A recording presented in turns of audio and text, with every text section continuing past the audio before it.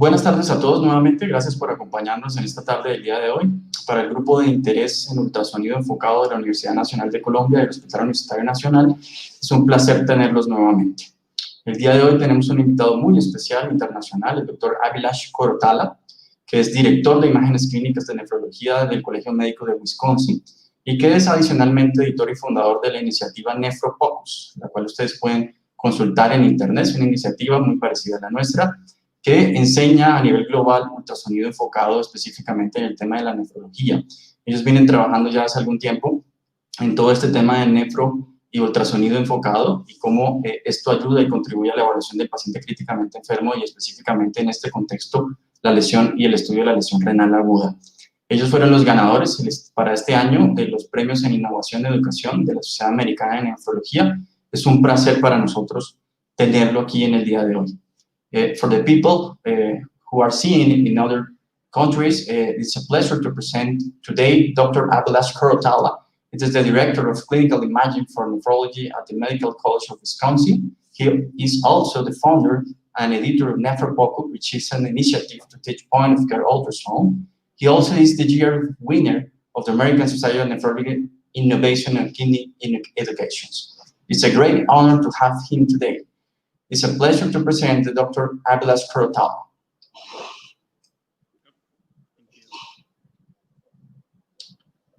Good evening, Professor. Now you can start. Let me just share the slides.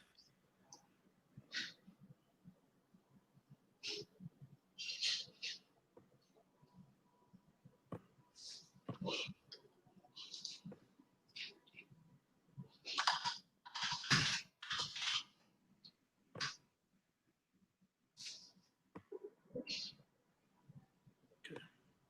Are you able to see the presentation? Yes.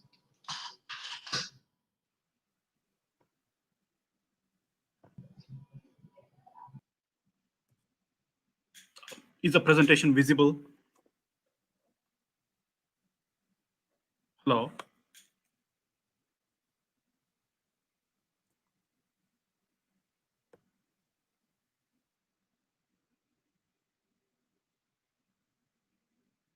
Yes, we are seeing it. Oh, okay, sorry.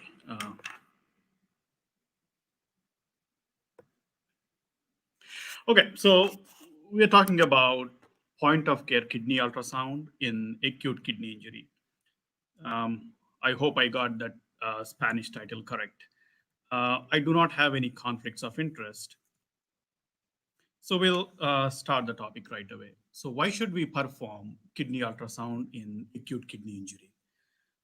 The first thing is to rule out obstruction, and next to assess the kidney size and echogenicity to get an idea whether it's acute kidney injury or chronic kidney disease. And third, to see if there are any flow abnormalities that could be contributing to acute kidney injury. First, we'll very briefly start with some basics. So you perform kidney ultrasound using a curvilinear probe, and curvilinear probe is a low frequency probe. The lower is the frequency, the better is the depth of penetration of the ultrasound beam. So because the kidneys are deeper organs, you need a low frequency probe. And usually most probes have the frequency written here like this, like it says C126, meaning the frequency is 1 to 6 megahertz. And most people get the location of the kidneys wrong, especially when they're beginning to learn ultrasound. They tend to put the probe somewhere lower, but note that the kidneys are much higher. They're just below the liver and spleen, so like much above the umbilicus. So if you're scanning for the kidneys, your probe should be somewhere at the junction of, say, if you draw a line beneath the xiphoid, so the subxiphoid line to anterior axillary or mid-axillary line, that's the junction you're looking for to locate the kidney. And how to orient yourself to the ultrasound image. Whatever ultrasound image you're looking at, structures that are closer to the probe are on the top of the screen. Say you are looking at the right kidney through the liver, and you are looking at the left kidney through the spleen. So liver and spleen are usually on the top of the image like this. So here is the liver and here is the kidney. And kidney is farther from the probe, so it's on the bottom of the screen. And this one, the letter P, is the orientation marker or the screen indicator. So this corresponds to the probe marker or the orientation marker on the ultrasound probe. So whenever you're doing abdominal ultrasound, you put your probe in such a way that the probe marker is towards patient's head. So anything towards this side of the image is towards patient's head or upper bowl of the kidney. And anything on the opposite side is towards the patient's feet, or that's lower pole of the kidney. How does a normal kidney look like on ultrasound? So first of all, kidney is relatively easy to be found because it's an encapsulated organ and capsule delineates the structure. So following the capsule, you have kidney parenchyma, which is divided into outer cortex and inner medulla, and the medulla is organized into pyramids. Usually this cortex is hypoechoic compared to the surrounding liver or spleen, and the medullary pyramids are usually more anechoic, or at least hypoechoic compared to that of cortex. And in real life, you may or may not always see these medullary pyramids as clearly as you're seeing in this picture. And the cortex extends in between these medullary pyramids, and these are called columns of Burton. The importance of knowing about these columns is that sometimes these can get hypertrophied and mimic a mass. And the bright part of the kidney, that all this hyperechoic or echogenic structure in the middle of the kidney, is the sinus fat. That is the fat that covers all the collecting system, that is major calyces and minor calyces in the kidney. That's the brightest structure. And the renal pelvis, you may be able to see a small hypoechoic structure. In general, note that the collecting system of the kidney is not prominent or very much visible unless it is dilated. That means if the collecting system is prominent or anechoic or black, it's most likely hydronephrosis, or there is some urine backflow. Otherwise, in a normal kidney, you might see it as some hypoechoic structure, but not really that prominent or well-defined. So ureter also you don't see normally in the kidney unless it is dilated. That means you have hydroureter. And this is how a normal bladder looks like. The shape varies depending on how full it is, but it's more or less triangular in the longitudinal view and more rectangular in the transverse view. To look at the bladder, you just place the probe just above the pubic symphysis. It's readily visible when filled with urine. So it's anechoic or black because urine is black. So coming to the AKI and ultrasound, the first thing you want to rule out in any patient with acute kidney injury is if the patient has obstructive nephropathy or not. So how common is it? So obstruction is seen in about 1 to 3% of cases of AKI in the ICU patients, about 15% in non-ICU ward patients, and about 10% in community-acquired AKI. The percentage doesn't seem to be really, a lot, but why is it important to exclude obstruction? Is because it's easy to treat. If you find obstruction, you just place a Foley or you put a stent or whatever the patient needs to relieve the obstruction, and the kidney function improves very quickly. That's why it's always important to rule out obstruction, even if the chance is slight. And how does hydronephrosis look like on kidney ultrasound? On the left is the normal kidney, where you can see, it's well-defined organ, and on the top of the image is the liver. Here is a well-defined organ. You see the cortex here, and you see medullary pyramids, though not really prominent as we saw in the previous image. You can still make out the pyramids. And here, all this bright area or the echogenic structure is the sinus fat. Here, you're not really seeing any collecting system. Whereas this kidney with hydronephrosis, you're able to make out a dilated renal pelvis here. So all this black structure or the anechoic structure is the hydronephrosis. That's because urine is black on ultrasound. And this is connected to the ureter. Here you can see some proximal part of the ureter, that is the hydroureter. And hydronephrosis, as the severity of hydronephrosis increases, it goes into the kidney, or it branches into the kidney because of the back pressure. So you're able to see all these major calyces and even to some degree some minor calyces. So you're able to see all the pelvic calyceal system of the kidney clearly.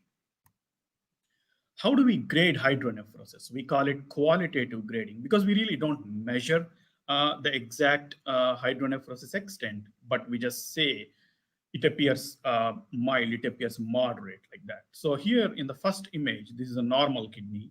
Here is the ureter, undilated renal pelvis. Here you see major calyces, and here are the minor calyces. And usually hydronephrosis is seen when the obstruction is distal, somewhere at the uretropelvic junction or uretrovesical junction. In mild hydronephrosis, there is some dilatation of the renal pelvis here. Apart from that, rest of the kidney architecture is preserved. And when the hydronephrosis increases in severity, the urine goes into the kidney and branches. So in this mild case or normal kidney, you see this like concavity here at the minor calyces where the renal pyramid is inserting. Here is a C-shaped or concavity. While when there is more back pressure, this becomes convexity. So the collecting system starts to apply pressure on the pyramids and on the cortex, or essentially on the renal parenchyma. So this is moderate hydronephrosis, where all these calyces start to become convex, and it's called cauliflower appearance sometimes. And as the hydronephrosis severity increases further, and it becomes severe, so you don't see any medullary pyramids and the cortex becomes thin. So when you don't see any differentiation between the cortex and medullary pyramids, you just say it, you lost the corticomedullary differentiation. So that's mild, moderate, and severe hydronephrosis. And here on the ultrasound, this is how they look like. Here is mild hydronephrosis. You're just seeing some anechoic area here in the renal pelvis region. And here is moderate hydronephrosis, where you can see further distended renal pelvis, and the hydronephrosis is going into the kidney branching. Though overall, the parenchymal thickness seems to be preserved here. While this one here is severe hydronephrosis, it feels like entire kidney is filled with urine and the parenchyma is much thinner. So it's more or less qualitative. Sometimes if you're not sure, you can just say it's moderate to severe hydronephrosis. It's fine, as long as you are able to figure out that there is hydronephrosis and obstruction is contributing to AKI. And whenever you see hydronephrosis, you try to trace the ureter. So hydronephrosis is connected to the ureter always. So depending on the site of obstruction, you can see hydroureter. And it's not always easy to trace the ureter because it's obscured in the bowel gas. But sometimes by changing the probe position, you might be able to see the ureter till it joins the bladder, somewhere like this. So sometimes if there is a stone in the distal part of the ureter, or if there is some fibrosis and stenosis in the middle part of the ureter or something like that, you might be able to see. So it's always important to pay attention to see if you're able to find any source of obstruction or cause of obstruction. In this case, you can see the source right away. So here is a kidney with mild hydronephrosis. So here you see this black area. And here you see this bright thing followed by a shadow. That's a characteristic feature of stones or bones on ultrasound. Because stones and bones do not allow the ultrasound waves to pass through them. So they cast a shadow, like you're in front of the light and you have a shadow behind you. These stones and bones have a shadow. So here is a mild hydronephrosis and with a stone. And here is another nice example where you see the moderate hydronephrosis. Let the clip play. So here is the moderate hydronephrosis. It's connected to the ureter, and the physician has traced the ureter. And here you see a bright structure followed by the shadow. And on color, you're seeing some something similar to turbulent flow here like this. So let's see more clearly. So when they trace the ureter, so here is the distended ureter. Here is the bright structure, that is a stone, followed by a shadow. And here is when they turned on the color Doppler, it feels like there is some turbulent flow there, even though there is no blood vessel. That's called the twinkle artifact and helps us to identify stones. Let's look at this in another example. Here there is no hydronephrosis in this kidney, but here there are two stones. So two hyperechoic structures. There is shadowing, but not very prominent. And when you turn on the color Doppler, here you see this nice twinkling. And here is another great example where you see two stones with shadowing, and on the color Doppler, you see this turbulent flow that is twinkling artifact. So in reality, there is no flow there. So normally, we don't know the exact mechanism of how this artifact occurs, but remember this way. In general, when you turn on the color Doppler, if the blood is flowing towards the transducer, that's red color. If the flow is flowing away from the transducer, that's blue. And if you are seeing all this mixture of colors, it's most likely turbulent flow. So rough stones mimic turbulent flow. That's why they show this twinkling artifact. I mean, it's the simplest explanation, not entirely accurate, but this is the easy way to remember. And when you are not really sure about shadowing, you see some bright structures, you throw some color and look for twinkling. And sometimes you can see infected hydronephrosis or pyonephrosis, which essentially means there is pus in the collecting system. So here is a transverse view of the kidney, and here is the hydroureter, and here there is all this bright echogenic structure here. That's the pus in the collecting system. Here is another view where you can see the hydronephrosis better, and in between all this anechoic area, that is the urine backflow, there is a echogenic structure or pus. And this is usually a complication of pyelonephritis. When there is pyelonephritis, you can have abscess formation in the kidney, or when the abscess breaks, the pus is released into the collecting system, and that itself can cause obstruction to the urinary flow and hydronephrosis and pyonephrosis. So this was actually, these images were from a patient who presented with abdominal pain and found to be in septic shock, and also AKI. The AKI was so severe that the patient required dialysis, but the kidney ultrasound showed this finding, and urology was consulted, and they put the stents in the kidney to drain the pus, and the patient recovered very well. Within a few days, the patient did not require dialysis anymore, and the kidney function was completely normal at the time of discharge. So it's very important to perform ultrasound and see if there is something that is potentially treatable. So let's look at some traps. So here is one trap. So is this hydronephrosis? Obviously, this is the liver. This is the kidney here. There appears to be an anechoic structure in the middle of the kidney, somewhere close to the pelvis. And in the transverse view also, here is a round cross-section of the kidney, and there appears to be an anechoic area. But what's the difference? What doesn't feel like hydronephrosis is, we talked that hydronephrosis usually branches into the kidney, right? Because it's essentially urine backflow into the kidney. But this one here is very well circumscribed, and it's not connected to the ureter here, and it's not like going into the kidney. So it's most likely a cyst. And a cyst that is close to the pelvis is called parapelvic cyst. So here is another example. Here's a kidney, and there is a big anechoic structure, but this is well defined like a ball, and it's not connected to the ureter, and it's not branching into the kidney. That's a cyst. While hydronephrosis here is connected to the ureter and branches into the kidney like a tree. So it's like a branching tree, hydronephrosis, and a parapelvic cyst is like a ball. Here is another trap. So is this mild hydronephrosis? So you have the kidney here, you have this anechoic structure, and this is not a cyst. Obviously, it's not round and well-defined. It seems to be connected to the ureter, maybe, and it's also branching into the kidney. Could it be hydronephrosis? It could be, but before concluding hydronephrosis, you always want to throw some color, or turn on the color Doppler, I mean, to make sure those are not prominent vessels. So when we put color here, they all lit up. So which means they are blood vessels, and the patient did not have hydronephrosis. Sometimes these are just here normal prominent blood vessels.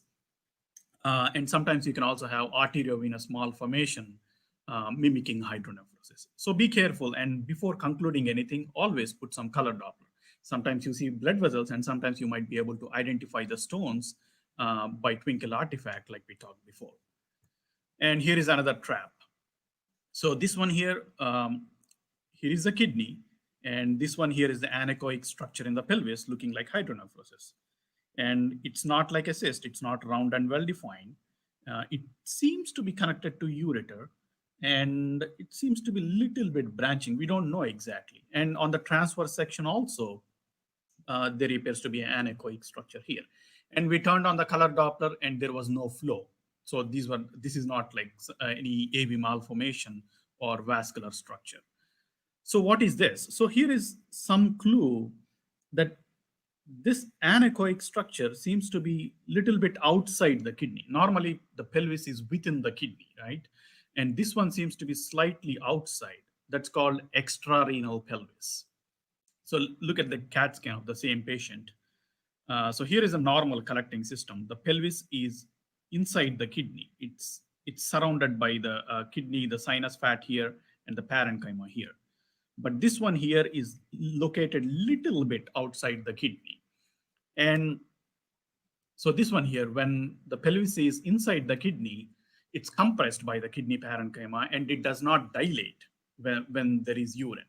But if this structure is little bit outside the kidney, the parenchyma is not compressing it, so it can easily dilate even with little bit of urine. Whether there is hydronephrosis or not, these patients tend to have little bit of dilatation, on a chronic basis. So when these kind of patients have AKI, it always helps to review old imaging and see if they have extrarenal pelvis, especially if it's bilateral. If it's unilateral, probably that's not the cause for AKI, because unilateral mild hydronephrosis rarely gives significant AKI. But if it's bilateral and you're not really sure about the location, comparing with the old images would help. And you're evaluating a patient with AKI, you want to rule out obstruction, but you don't find the kidney. So before you think about congenital absence of the kidney, you always go to the pelvis close to the bladder and look for the kidney. Sometimes you can find pelvic kidney. So here is a great example of pelvic kidney, and it's just beside the full bladder here. And pelvic kidneys are predisposed to forming stones, and some people with pelvic kidneys can have long-term little bit of dilatation of the collecting system like you're seeing here. I mean, probably it's not really frank hydronephrosis, but it's a long-term distension of the collecting system. So that's one thing you need to be aware of while doing the kidney ultrasound in AKI patients. And the most important thing, stone is not always the cause for hydronephrosis, right? You can have retroperitoneal fibrosis, ureteral stenosis, anything. For some of those, you need a CT scan to figure out what's the cause. And never forget to scan the bladder. Kidney ultrasound or urinary tract ultrasound is not complete in a patient with AKI unless you scan the bladder. So because bladder might have a source of obstruction that gives rise to bilateral hydronephrosis. So here is a nice example of bladder mass, which was causing hydronephrosis. Here is another good example of a bladder cancer. And how do we know this is not a clot and this is a mass? That's because when you turn on the color Doppler like this, if it is showing internal flow, that is most likely a mass. If it is not showing any flow, and there is some history suggestive of the patient bleeding from the bladder, or patient had hematuria, that could be a clot also. So always pay attention to the bladder, whatever that is. You really don't need to know the cause always. If you're an internal medicine doctor or a nephrologist, you should be just able to say that I saw something abnormal in the bladder, which is the likely cause of hydronephrosis. And then just consult urology. They'll figure out by doing cystoscopy or whatever is necessary. So the purpose of point of care is to be able to ask a question. Would there be anything abnormal here? And if there isn't anything abnormal, even if you don't know the final answer, it's fine. You should be able to call the appropriate specialist. And it's not always about masses, and bladder sometimes it can also have stones. So here is a very nice example of, here is a bladder, And all this big bright thing is the stone followed by a shadow. Closely observe here. So it's a small bladder. Here is a stone filling almost all the bladder. And you can see a nice shadow here, this one. Okay. So here is another example. So here is a bladder filled little bit with urine, and here is a big stone. This patient also presented with bilateral hydronephrosis, and here is the shadow. And note this nice twinkling artifact on color Doppler. So the stone is big, so it's more prominent. So this one here is another fairly common scenario. So what are we seeing here?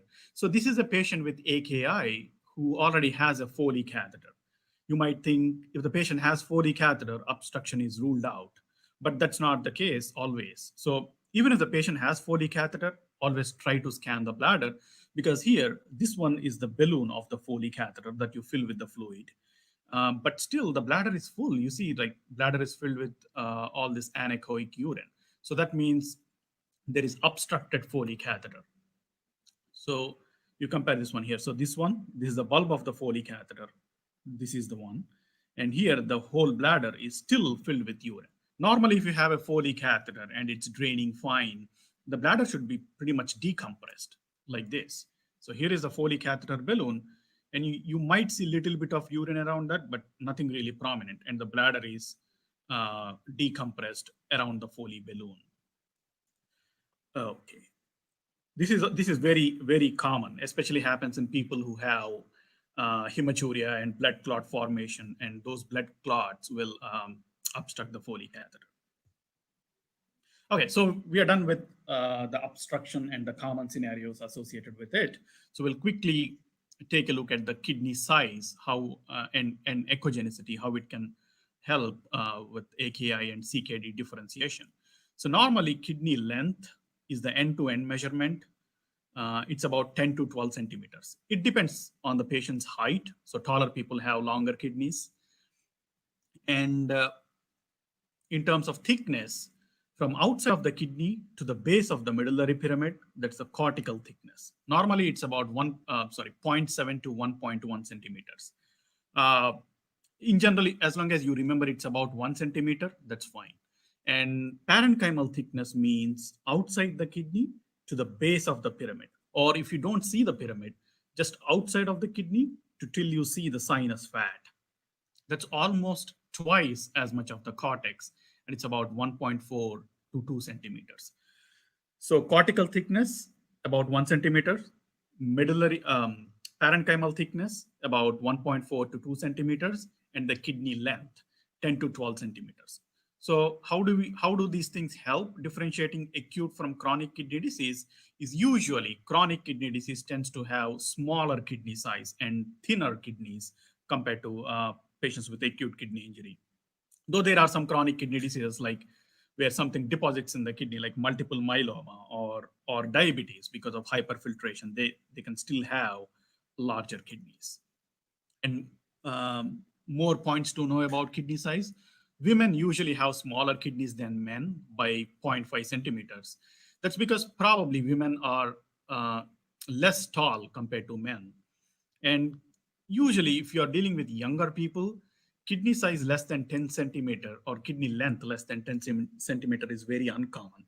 Say if you're seeing a 30-year-old patient with acute kidney injury or rise in serum creatinine, and the kidney length is 9 centimeters, most likely this patient has CKD.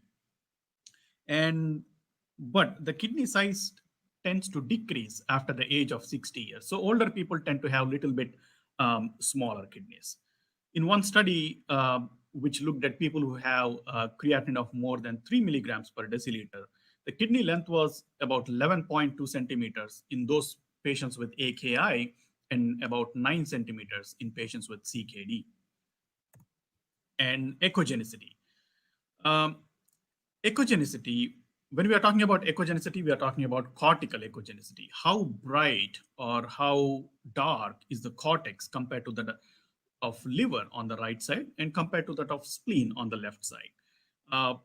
Normally, cortical echogenicity is hypoechoic, that is less bright compared to the liver, or isoechoic, or that means it is of similar brightness compared to that of liver. And the cortical echogenicity increases when you have parenchymal kidney disease and has very good specificity. But the common mistake is confusing increased cortical echogenicity with chronic kidney disease. That's wrong. It, it is specific for parenchymal kidney disease, but not necessarily chronic. So cortical echogenicity can be increased in both acute kidney injury and chronic kidney injury. So chronic kidney disease. So for example, it's increased because of glomerulosclerosis and fibrosis. That's when the patient has CKD. Or it could be increased because there are a lot of inflammatory infiltrates. For example, when the patient has glomerulonephritis or acute interstitial nephritis, or because of the tubular CAS like ATN. And it can be decreased when there is cortical necrosis. That means when there is edema inside the cortex, which can occur as a pregnancy complication, or sometimes it can be local hypoechoic areas, which are typically seen in pyelonephritis. Here are some examples. So here, the kidney is the cortex is pretty bright, and you can't even differentiate between the sinus fat and the cortex. And the kidney length is 7.1 centimeters. So even in the transverse section, you can see more clearly the kidney is big white thing. So this is an example obtained from patient with end-stage kidney disease. So these kidneys are non-functional pretty much. And this is a pretty straightforward. If you don't know the patient's history, the patient is coming with a creatinine of 6, 7, 8, and you find this kind of kidneys, it's ESRD. You don't biopsy these kidneys. And here is another example where the kidney is bright compared to that of liver, but the length is good. Length is 11.2 centimeters, and the thickness is also good. So these kidneys were from a patient who had ATN on kidney biopsy. So beware of this. So increased cortical echogenicity does not always mean chronic kidney disease. And here is another nice example where the cortical echogenicity is significantly increased compared to that of liver, both in transverse and longitudinal sections. And the kidney length is preserved. It's 12 centimeters. And these images are from a patient with lupus nephritis. So acute glomerulonephritis can give this increased cortical echogenicity. So here is the last part. So we talked about obstruction. We talked about kidney size and echogenicity in the evaluation of AKI. Now we'll talk about the flow abnormalities quickly. So venous congestion. This topic is of recent interest, and we are using Doppler ultrasound to look at the congestion in various veins and to see how the organs are feeling the congestion. So normally, when you have congestive heart failure, there is backward pressure. So increased right atrial pressure is transmitted to the abdominal organs, including the kidney. So right atrial pressure through the IVC transmitted to the renal vein and transmitted into the kidney to the intrarenal veins. So when there is back pressure, so when the venous pressure is increased, look at this image. So this is draining the blood from the blood vessels surrounding the tubules. So because of the venous pressure, there will be some edema, interstitial edema and inflammation going on in this tubular interstitium. And there will be increased pressure on the tubules. That's because when you go inside the kidney, these structures are all inside the kidney, right? And the kidney is encapsulated. It is covered by a capsule. So it's a closed organ. So when there is interstitial edema, it's like a tamponade for the kidney. Like you have cardiac tamponade when there is pericardial effusion. When there is rhinosarca, or when there is edema inside the kidney, that's like a tamponade within the capsule.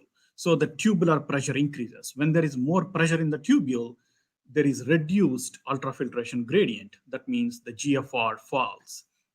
And on top of that, there is neurohormonal activation, and there will be sodium reabsorption and consequently diuretic resistance.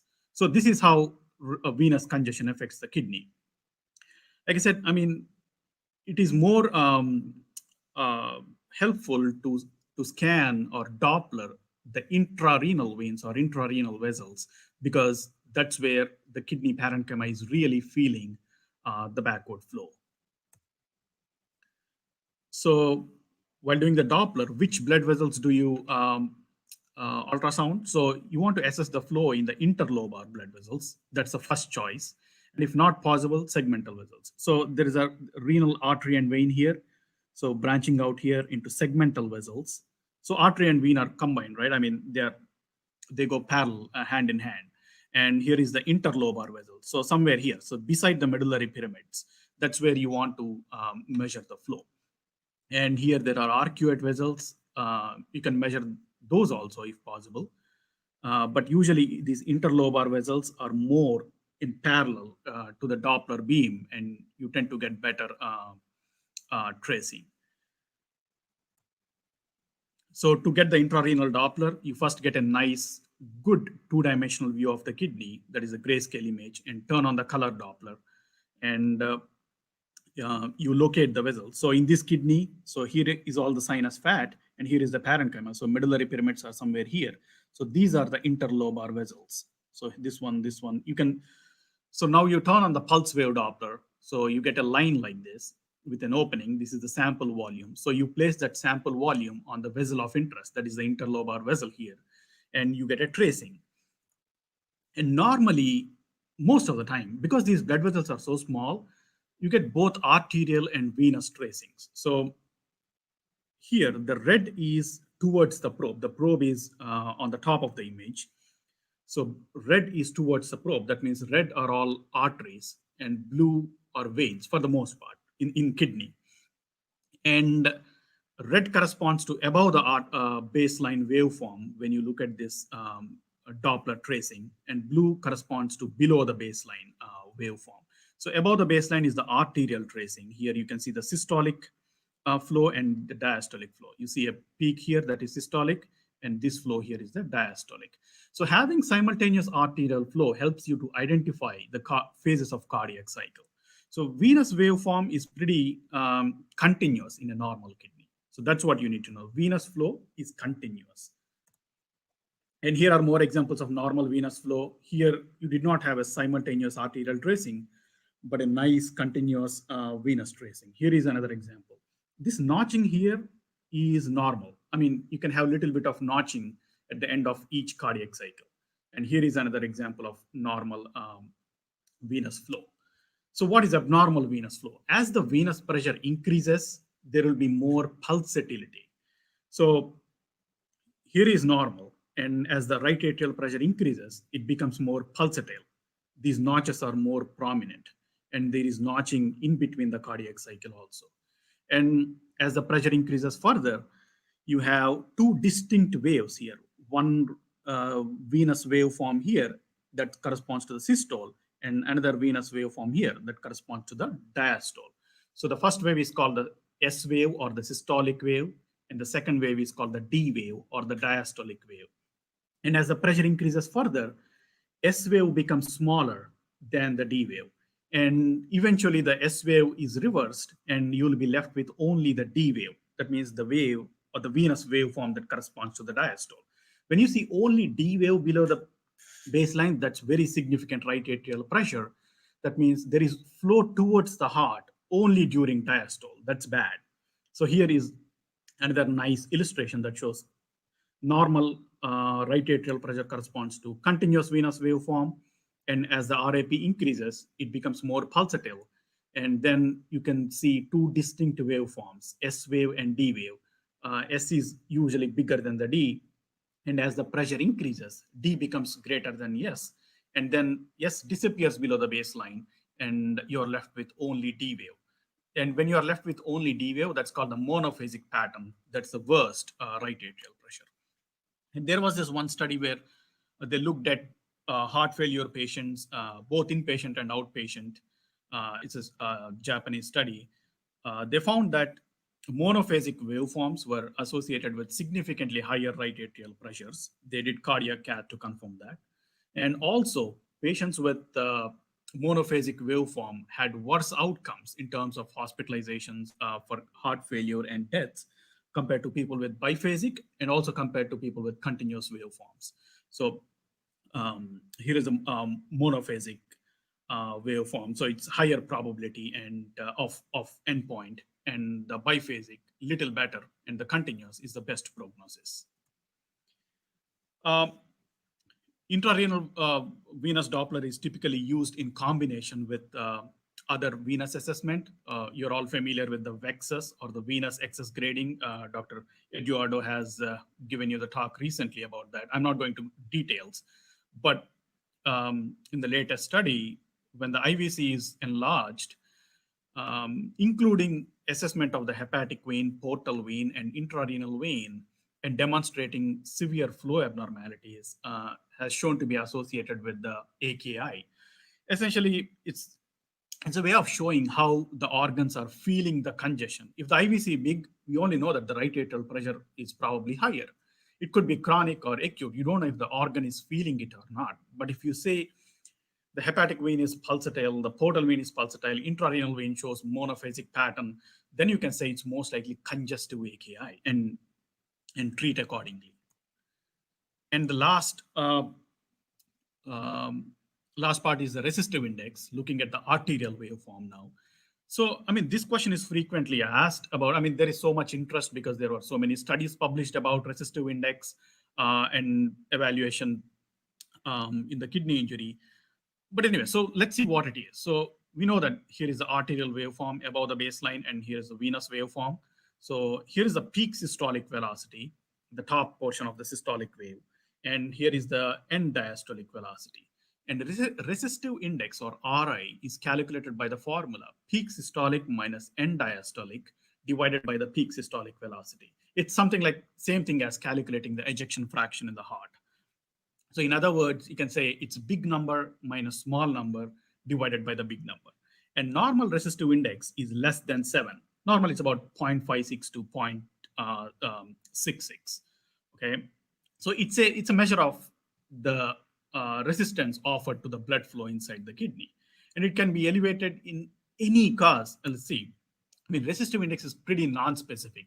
If the resistive index is high, you cannot really pinpoint and say you have this condition. So it can be high in renal parenchymal disease, both acute kidney injury and CKD, more so in tubular disease than the glomerular disease. Obstructive uropathy can cause raised resistive index because it compresses the blood vessels and there is diminished diastolic flow. And transplant rejection can cause resistive index. Just because the patient is bradycardic, you can have elevated resistive index because in a bradycardic, there is a lot of time for the diastolic flow to diminish. So the diastolic flow decreases. And when you put that in the formula, the overall resistive index decreases.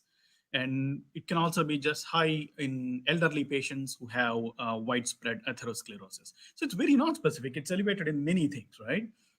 And it can be lower in tachycardia. The same reason as bradycardia. So in tachycardia, you don't have time for the diastolic flow to diminish. So the EDV is high and overall RI becomes lower. And in volume depletion, it can be lower. And in pure glomerulonephritis, when the glomerulonephritis is not associated with any tubular injury or tubular inflammation, it tends to be normal compared to just a person who has tubular injury or ATN. And it may have a role in distinguishing volume depletion related AKI from hepatorenal syndrome or ATN. For example, if the resistive index, say a patient has AKI and you're not really sure if it's hepatorenal syndrome or volume depletion because urine sodium can be low in both the conditions. It's very hard to differentiate. These patients have some swelling. It's very difficult to say. So in those circumstances, if the resistive index is say 0.8, then probably you think more in terms of hepatorenal syndrome because the resistive index is higher than volume depletion. If the resistive index is 0.5, maybe you think more about volume depletion. It might help. It's not. That's also not really a hardcore indicator. So I'm not really a fan of resistive index, despite there being studies. One reason is it takes time, and point of care ultrasound should be, I mean, you shouldn't be spending like more than 10 minutes with a patient if you're doing point of care ultrasound. It's like regular physical examination that you are doing or an extension of physical examination. And like if you're dealing with a normal outpatient in a vascular lab who is performing these Doppler studies, they have time. They spend like 45 minutes to 1 hour with the patient and they have time to evaluate everything nicely. And the patient is also cooperative, right? They can hold the breath and all those. And here you can see the impact of breathing. So if the patient cannot hold breath, the sample volume, the Doppler sample volume moves in and out of the field. Here, I tried to get the arterial tracing. I could hardly get one cardiac cycle, and rest everything is gone because the patient was breathing too fast. And inpatients are sick, and ICU patients, they cannot control their breathing. So it's not easy to get a good waveform. And on top of that, you might not be able to see the peak of this systolic wave clearly when the tracing is not good. And also the reproducibility is not really good, at least in my personal experience. I mean, in studies might show there is good reproducibility, but study setting is different from real life. So here is an example. I mean, this is same kidney, same machine was used. It's just two different operators done like within few minutes. The first resistive index is 0.44. And the second resistive index is 0.54. There is 10-point difference. That's a very significant difference, right? So, I mean, how am I going to use this if I have to monitor response to therapy in this patient, or even conclude like high or low resistive index? It's very difficult when the reproducibility is not high, when you're rounding with your team. I mean, there are several studies. I'm not going deep into the studies. I'm just trying to show that, I mean, there are studies showing resistive index is higher in healthy cirrhotic patients compared to healthy controls. See the numbers here, 0.62 versus 0.52. They're pretty much in the normal range, right? And you go to another study, it says the resistive index decreases after paracentesis, but these patients are like severely, not severely, but like significantly high RI to begin with, 0.84 versus 0.81. So our previous difference was like 10 points here, right? So imagine this patient, like one person comes and says the resistive index is 0.8 and the other person says 0.86 at the same time. How are we going to know? And another study tried to find the prognostic value of the resistive index, and they compared it to MELD score, and they found it really good. But look at the difference, 0.72 versus 0.76. And here is the latest study that they did in heart failure patients, where congested patients had higher resistive index at the time of admission, but the difference is minute. So basically what I'm saying is resistive index might be a useful tool when you integrate it with the rest of the vascular exam or rest of the whole point of care exam, and taking in with conjunction rather than an isolated finding. And the experience of the user and how good is the waveform, how well the patient is able to cooperate, and how much time you are able to spend. All these factors play into your role if you are trying to incorporate resistive index into your day-to-day clinical practice. On the other hand, venous Doppler is easier because you are just interpreting how the waveform looks. Even if you don't get a great tracing, you should be able to say if it's pulsatile or not. And moreover, to calculate the VEXA score, you don't always need to get the renal vein tracing. If you get an IVC, good portal vein and hepatic vein tracings, all of them showing severe congestion, it's severe congestion. You don't need renal vein tracing. Okay, so I mean, obviously we cannot cover everything in everything related to kidney in 45 minutes or 1 hour. So go to NephroPOCUS.com. You'll find several scenarios of the kidney, and even like bladder, lung, cardiac, and you'll have some quizzes and everything. So, and there are some videos that I keep updating on some POCUS pearls. So thank you so much. Thanks for having me, and happy to take any questions. Thank you very much, Dr. Koratala, for your magnificent presentation. We are going now to start with the questions. First question, what is the performance of the evaluation of echogenicity and renal size for non-expert evaluators? So it has been looked at. So increased echogenicity itself as an isolated parameter, it's not really helpful, because increased echogenicity is seen in both AKI and CKD. But you have to integrate increased echogenicity with kidney size, both kidney length and parenchymal thickness and echogenicity. When you take all of these parameters together, it has got decent sensitivity and specificity. But anyways, unless the kidney is too small and like very echogenic, like you're very confident this is ESRD, in clinical practice, if you're in doubt, that there might be a component of AKI, it's better to just biopsy rather than relying on this point of care finding. Thank you. Next questions. Does POCUS have a role in pre-renal acute kidney injury? I mean, more than looking to volume depletion in the physical exam. Any sign in the kidney that guide the pre-renal diagnosis? There is really no specific sign. So if you are a POCUS enthusiast, you should be doing a cardiac evaluation also and see how the cardiac output is and how the cardiac function is. That would give some idea of the forward flow.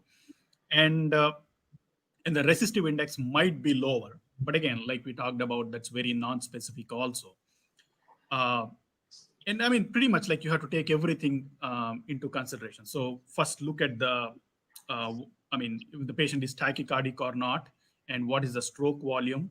And if the patient is maintaining the stroke volume because of the tachycardia, or the stroke volume is low, then it's a more straightforward clue rather than just depending upon the kidney. Yeah. Basically, there is no specific thing in the kidney for volume depletion related AKI. Thank you. Next question.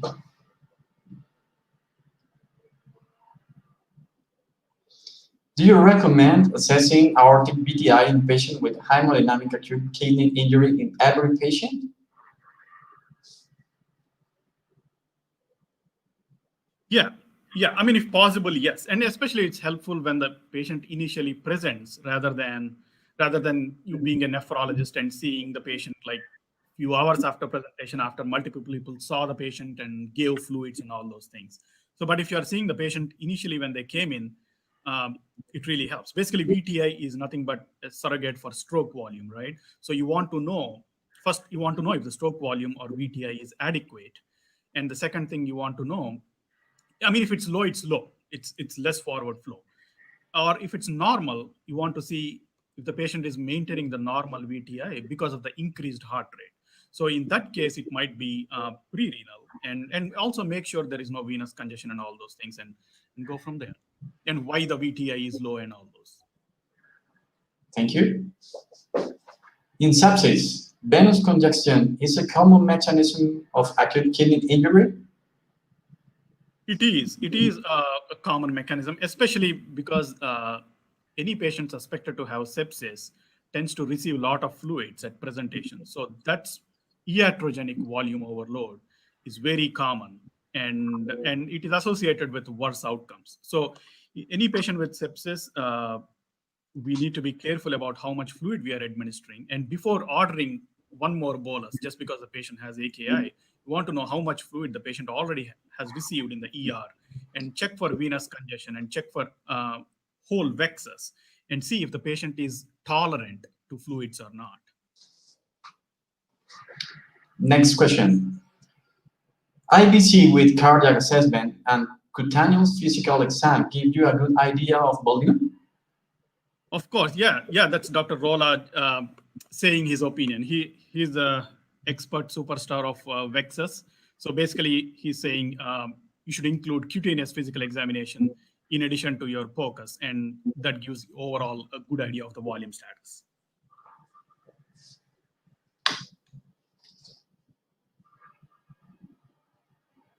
Hi, Dr. Miralles. Thank you.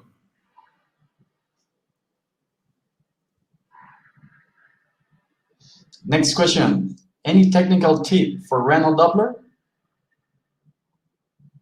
I mean, technical tip is, first you need to get a good image of the kidney, good grayscale image of the kidney, and try to get the color. So to get the color, reduce the color scale. So on the Doppler settings, there will be scale. So if you decrease the scale, you will get more color. So decrease to as much as, till you get a lot of like artifacts, like, because when the scale is too low, you tend to get artifacts outside the vessel. So till you see that artifact, decrease it, and then try to locate a blood vessel that is adjacent to the medullary pyramid, and then place a sample gate. And if the patient is able to cooperate, holding the breath will really help a lot. And sometimes you might not be able to see any color, then try power Doppler, because power Doppler is more sensitive to flow compared to color Doppler. And if nothing really works, and if the patient body habitus is difficult and very sick patient, just put the Doppler. If you're able to locate the pyramids, that's good. Even if you're not able to locate the pyramids, just go a little bit above the sinus fat and put the sample volume and see if it helps. Yeah. Sometimes it can be incredibly difficult. So that's why we just leave it alone and rely on hepatic vein and portal vein more than the kidney. Okay, next question. Have you used vasopressor challenge to treat patients with acute kidney injury? Yeah, I mean, definitely, it depends upon the clinical scenario. If the patient is like truly volume depleted, you want to give fluids first. But in a patient with AKI, you notice venous congestion, then you would give diuretics. And the vasopressors typically help in hepatorenal syndrome, or in any case where you would expect significant vasodilatation, I mean, or sepsis, and the cardiac output is high. That means there is no real advantage of increasing the cardiac output further, or there is no advantage of giving more diuretic therapy, then you want to constrict those dilated blood vessels. So vasopressor challenge really helps in those patients with essentially with high output cardiac failure and hepatorenal syndrome or sepsis. Yep.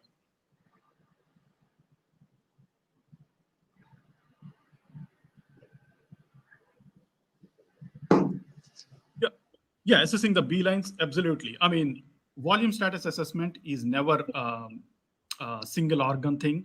So obviously you have to evaluate the entire hemodynamic circuit.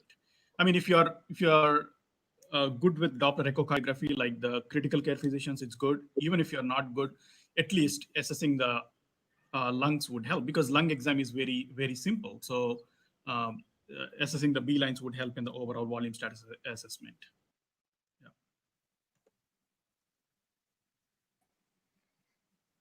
Dr. Koratala, we would like to thank you again for your excellent presentation. We are really glad to have you here. And also thanking Dr. Rola, Dr. Mirales for staying here during your presentation. We learned a lot. We would like to invite everyone to follow you on Twitter and also check your NephroPOCUS page. In that place, we can find a lot of resources for learning and also for people who are just starting in this follow path of the POCUS. And again, thank you.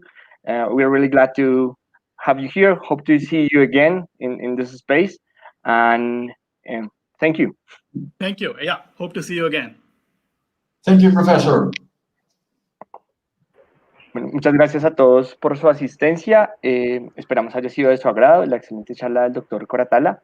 Los invitamos a todos a seguir al doctor Koratala en sus redes sociales y al grupo de ultrasonido, al doctor Carmelo, al doctor Andrés, a Juliana y a Estivalis. Muchísimas gracias por su colaboración. Esperamos que todos tengan un muy buen día.